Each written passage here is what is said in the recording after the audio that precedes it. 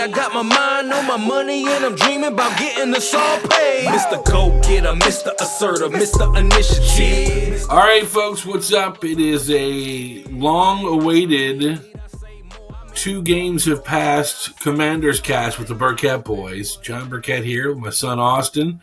Got a lot to talk about tonight, son, especially with the terrible loss on Thursday night. We lost so bad that the Noggin boss, I have shucked that on the floor and do not want to wear it until we get a secondary, which is a very consistent problem that we have every flipping year, and we have not been able to solve that problem. So we'll start with that. Marshawn Lattimore. Cheeks. Man. Clapping cheeks, dude. Man, I think it's frustrating because we traded for him last year with such high expectations, and when you played against the Eagles, getting constantly burned by A.J. Brown, it's like, okay, well, you get traded in the middle of the season, and maybe he's trying to adjust to our defense, and I'm dealing with injuries, so then we get a good offseason in, he's feeling fresh, he's telling the media, hey, I'm good to go, I'm feeling great, and then these games come, and especially this last game with the Packers. I mean, he's just getting blown by. It seems like every play he is just holding on to the back of their jersey because he can't keep up. Yeah. It looked like your fat-ass dad out there trying to chase somebody down. That's what it looked like, dude. And he was getting burned every freaking time. From what I saw, does it look like this to you on TV as well? Maybe I'm seeing things. But the guy takes off in motion, and he's 10 steps behind him. He's not even following him. Yeah, and see, I don't know if that's his fault or they're not practicing it, or I don't know, because he was not the only person I noticed. I don't know if they were prepared for that much motion. I saw that happen with Mikey a couple times where, the receiver's in motion and they're not adjusting, and they snap the ball and they get the ball to that person, and the DB is trying to recover. So I will say with Lattimore, I noticed that he'd be behind the receiver. First off, the first 3 plays of the game were his. Two completions of him, and the third one was a pass interference because he was holding by the defense. And it just seems like either he can't keep up, so he holds on, or they catch the ball and he runs and he just pushes them out of bounds. And then what really, really irks me, dude, is he gets a pass interference call and he turns around like, what did I do? Are you serious, dude? You're riding the guy like a freaking ride at an amusement park. And you don't expect PI to be called? Come on, man. Stop the bullshit. Yeah, I mean, I hope things get better, and I just don't know. Like, right now, I'm not the biggest fan of him because, in the after-game press conference, he's saying he wasn't a fan of the officiating. And while I do think that there were some plays where he got pushed off, there were several plays where he got dominated. Yeah. And then you get up. Accountability. It reminds me of Josh Moore. Yeah, exactly. And he came with high accolades from Carolina, and that dude did absolutely nothing but collect a check from Washington. Yeah. So, but it wasn't just flip side. Trey Amos looked good. He had some good passes. But here's what I think. I'm not discrediting the performance by Trey Amos, but it did seem like Jordan Love kind of put too much air in those balls and gave it. I mean, if we're going to play against a quarterback who knows how to put it in the right spot, then those are going to be a lot harder passes to defend. I mean, we had several plays where, they had a pass to Golden, and Golden's fast for the Packers, and we just couldn't keep up. And if Jordan Love, and I'm not saying Jordan Love is a bad quarterback, I think he's a great quarterback. He's QB2 on my fantasy team, but if it was a Joe Burrow.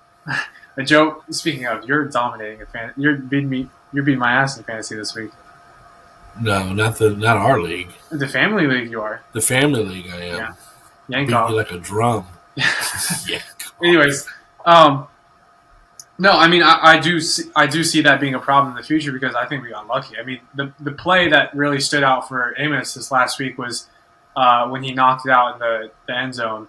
It was almost a touchdown, but he knocked it out. But that ball was in the air for a long time. So positive things from Amos, but really discouraging from Lattimore the most. And then, Mikey, there were several plays where they just looked confused. They just didn't know what was going on. I mean, we had to play with Bobby Wagner, who was pointing behind him, and there's no one behind him. And boy, did towards the end, I think it was more that we were gassed than anything else. I don't know. I mean, towards the end, the defense had been on the field a long time because Jaden was coming in, throwing stuff at the ankles of people, and then getting off into 3 and out, 4 and out, and the defense had turned around back on the field. Well, I mean, I think they put the ball where it needed to be. The Packers did. I mean, they tore us apart, especially the tight end position. But on the offensive side of the ball with Jane Daniels, he just looked scared. He looked. We just couldn't. We couldn't figure out how to beat the zone. All we're doing is throwing screen passes and short passes, and I mean, Terry had a couple catches, but they were all just 10 and in routes. Like he just goes out and then catches it. The play calling was definitely questionable. I will agree with that. It was very questionable. There was times where I shouted Cliff Kingsbury's name, like, "What are you doing? Yeah, why are we doing this?" And then I know we've talked on the phone prior to this thing for the past couple of days. We talked about it. Is that Bill had several runs that were successful, and then they went away from it. They just stopped. And I would say that's probably getting rid of the loss or putting the loss aside. I think my biggest takeaway is I don't understand what the coaching decisions that were going on, because I do think that them playing Eckler, that percentage of snaps, what contributes to his injury. I mean, he was on the field 90% of the time. Bill only got 4 snaps. Yeah. So, I mean, Eckler... You and I both know what the numbers are, and he is not a spring pup. Eckler is old by football years. And he's talented, too. When he's healthy, he's talented. But it's the same thing with Ertz. It's the same thing with Ertz, and it's the same thing with Wagner. They're on a snap limit because of their age. And Eckler has had a big injury history, coming off leg injuries, coming off concussions. I just don't understand why they would play him as much as they did that game. I understand he's talented and he opens up our offense. But 2, why aren't you playing Bill more? So, but what is your sentiment on his career? I think his career is over. I think he's done. I mean, Achilles is a 9 month to come back from it. He's got problems with concussions. I don't see him coming back. I mean, I wouldn't want him to come back. That's just his decision. But I don't think it's smart for him to come back. He's got too many injuries in recent years, and I don't know. It's just not looking good. Well, another thing that was frustrating for me was on top of the offensive play calling by Kingsbury, the defensive play calling. One of our guys got hurt because of the bogus calls he's calling on the defense, man. If you're going to blitz them. All in and go do it. Wise got hurt because of that. On Somebody landed on the back of his leg. I thought that was on a field goal. What? Wise? Yeah. Well, them going in to try and block a thing, it was friendly fire. I know that. It was our own guy hurt him. Yeah. Well, wasn't a good game. I mean, it was frustrating from an offensive side viewpoint because it just seemed like we couldn't get anything to work. Yeah. Just screen passes and Well, what do you think? What do you think prevents or now other teams are going to look at that template and say Jaden can't play against the zone, so we're going to go zone against him. Who knows? I was thinking that during the game. It's like if we're going to have this amount of trouble and not know how to figure it out in the game early on, other teams are going to adjust and play that way. But my hope is that we played Thursday. We only had a couple days of practice before our first game and second. It is the beginning of the season. We do have an extended week to rest and get prepared for the next game.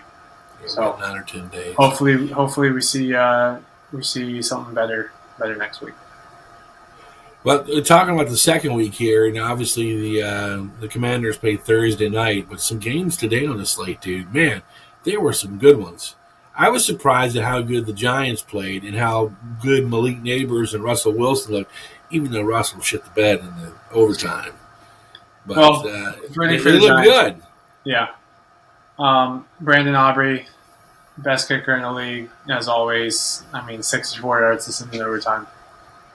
Which we had. What does that tell you, though? What does that tell you, though, about Dallas? because if you had that hard of a time beating the Giants, who we beat pretty handily, so I don't know if it's a defense thing because the Giants did put up numbers on them. I just don't know. Does that mean Dallas is? I mean, that makes sense. Dallas's defense sucks, and their offense is pretty good. Score a lot of points, give up a lot of points, which is what we were expecting from Dallas. We lost Micah, which Micah killed us. I mean, it seems like every play he was just having his way with the offensive line, running through and pressuring Jaden Daniels.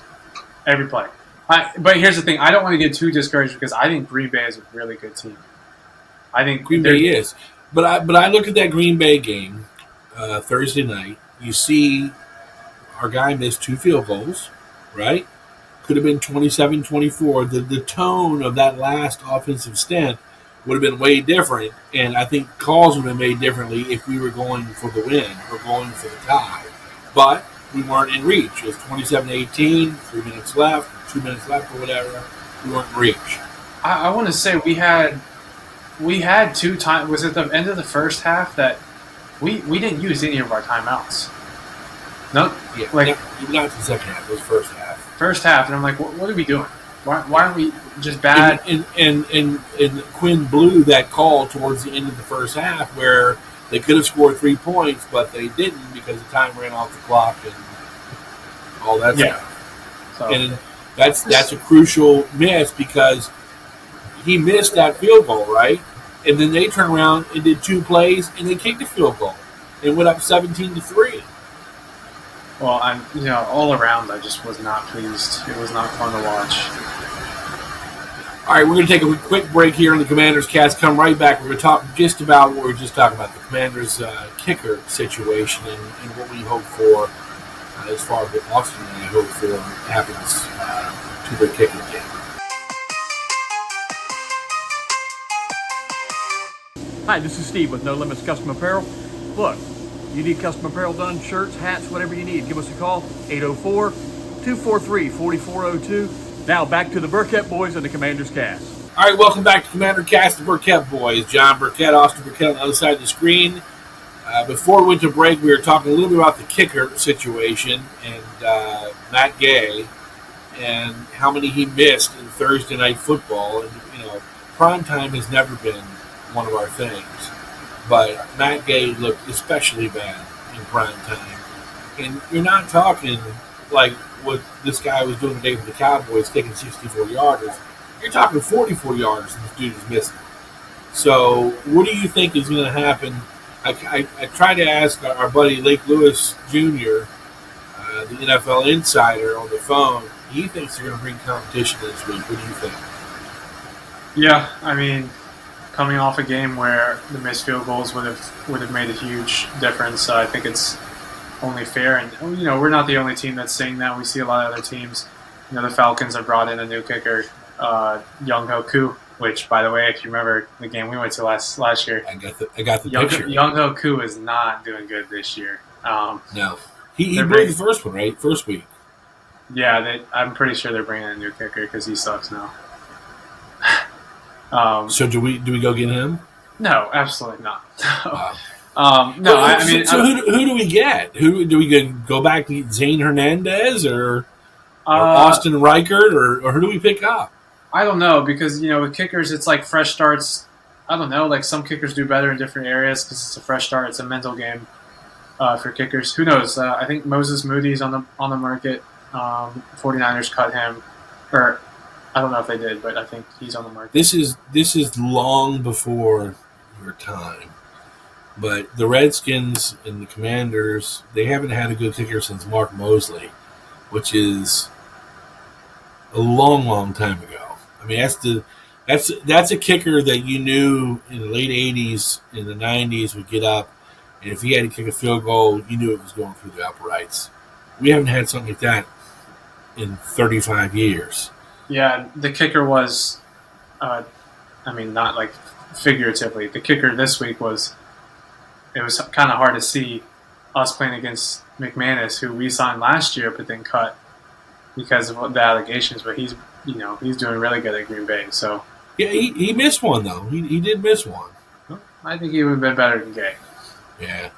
He missed one from 47.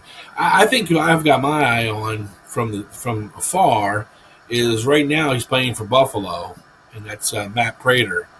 But he's kind of there on a limited basis because their kicker is on the injured list or whatever. Base, yeah.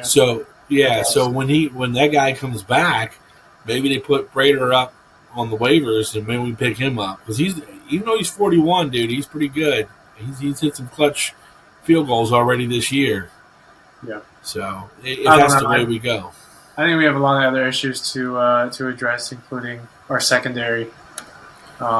Secondary is huge, man. Yeah, I watched some games today, and I looked at Philadelphia secondary, and I can't remember who else's secondary I was thinking, but they're like ball hawks, dude. They just go after the ball, and they get it. They're not holding people. They're jumping in front, swatting the ball away, and that's what you got to do. You can't have your arm all over them because they're going to call pass interference. And because our guys are old and slow, we're getting penalized for it, and I don't get it. Hope to see change ahead. We got a long week to recover. Yeah. Well, what is your prediction against the Raiders? The Raiders coming up. We play them at home. Play them at Washington. I think we'll be. Our boy LG is going to that game. Oh, really? Yeah. I think we'll be fine. I think we'll take the week to adjust. It'll help to be at home. I saw on Football Night in America tonight, just before we came up here, they were talking about Jaden Daniels and possibly getting an MRI, a second opinion on Monday. I've been told by the insider, Lake Lewis Jr., that it's not a big deal, not a big injury. I'm surely hoping that. He did take a nasty spill. It wasn't a light hit, but hopefully he's okay. Yep. So we're also talking a little bit offline about the running back situation. Eckler's gone for the season. What is your hopes for his running backs? Obviously Bill's going to get more balls handed off to him. Yeah, there's been talk that we bring up. Who knows? Maybe so childish, dude. Maybe Yankoff will give him some balls. Yankoff did play, dude. Yeah. I did not realize until I think you said something or somebody else said something to me that John Bates got hurt. Oh, did he? Yeah, John Bates went into concussion protocol and put Yankoff in. I said I was wondering why the guy kept blowing past Conley and what's his name because he wasn't helping him. Yeah. Well, Bates is a good blocker. I think there's talk of bringing Donovan Edwards up. I don't know. I don't really understand the situation around Chris Rodriguez. I was pretty happy with him in the preseason. I thought he played well. Don't really know why he's been inactive. Who knows? I think they're already trying to address that. I think AP has said to the media that he's trying to address that pretty quickly. Who knows if that comes through trade or just bringing up someone through the practice squad, or we'll see what happens. What do you think about? Obviously, we lost Wise for the season. I think is it a broken leg? Something. I don't know. It's something I think they lost him for the season. And in Dallas just announced they picked up Jadeveon Clowney. Oh, Jadeveon Clowney. Jadeveon Clowney for a defensive end. I'm like, man, we could have gotten him. Picked him up for one season. Yeah. But everybody's saying that we're deep at defensive end. I'm like, well, I haven't seen it. Who do we got? Yeah. I think we do a good job of bringing the pressure. Von Miller did pretty good. Payne's been good. I've been pleased with the D-line. Linebackers have been okay. Lou hasn't really been doing much this year. Oh, that's it. We did want to talk about Louvu. Louvu's kind of like flying all over the place but not hitting anybody, not making contact. Yeah. I don't know. I just want to see some hard hits. Yeah. I want to see there was one where Louvu obviously whiffed Thursday night, and I couldn't believe it because they showed the replay, and I was like, did he just fly past that guy and not even touch him? Yeah. So it's very unlike Louvu. I think he needs to start. Maybe he needs to slow down a little bit and put the wood on him. Well, I mean, So- if you had three areas that you would want to see some change in, what would that be? The first one's secondary. Absolutely secondary. Second one would be special teams kicking. And then, I don't know what the third. The third would be either better running or better play calling. Yeah, I think mine would be the secondary. We're seeing consistent issues with Lattimore. Second, I'd like to see some better play calling, coaching decisions. And third, I don't know, just like better. It's really the defense. I just want to see change in the defense. We're just giving up. We're just giving up too many easy passes, just wide open. When we go from man to zone, we leave gaps that are. I mean, they're eating us alive on offense. At least Green Bay did. New York, not so much. New York wasn't that. I mean, I wasn't very impressed with New York. But look, New York today. If the New York today that played today against Dallas played us in week 1, we'd have been up a creek. I mean, no doubt. No freaking doubt, man. Because Russell Wilson had like 454 yards passing. Neighbors had 180 yards catching. I mean, those dudes were skull effing Dallas in their defense. Yep. So it just came down to one bad pass at the end where Russell shouldn't have thrown a ball where he threw the ball, and it ended up in the favor of the Cowboys. But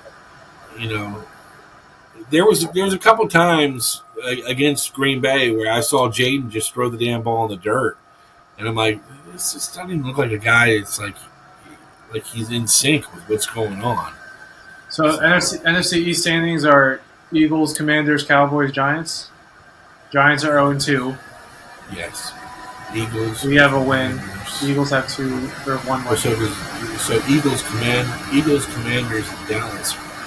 Commanders and Dallas are not. The Eagles are flying, and so is your computer as it takes off the. You hear it? Yeah. Start chomp. That might be our cue. Well, I mean, it's a great discussion this week, dude. I've been waiting to have it. And obviously, we missed after the first week due to time restrictions and constraints and life things. But after talking to you on the phone after the Thursday night game, I know we had to come on because this is disappointing, to say the least. I mean, it's the same crap every single year. The same problems to the same positions on the field. I can't tell you how long I've been screaming about the secondary. Yeah. We need to fix the problem. I don't know what the problem. The problem is we're too slow right now, too old at the back end. We need to get younger and get some ball hawks out there, some guys can play. Yep. Well, thanks everybody for joining us this week on the Burkett Boys podcast, Commanders Cast. We'll be back next week after the Raiders game, 1 p.m. And that is at Northwestern Field. So we'll get on and talk some Commanders football next weekend. Until then, you guys be safe. Thanks for watching. Thanks for listening. We'll see you next week. Praise hell. I'm sunshine with the punchlines. I take jabs at 5-0, throw uppercuts at the one time. I talk shit and back it up, but most times I stay in the cut. In other words, I'm posted up away from y'all know what's up.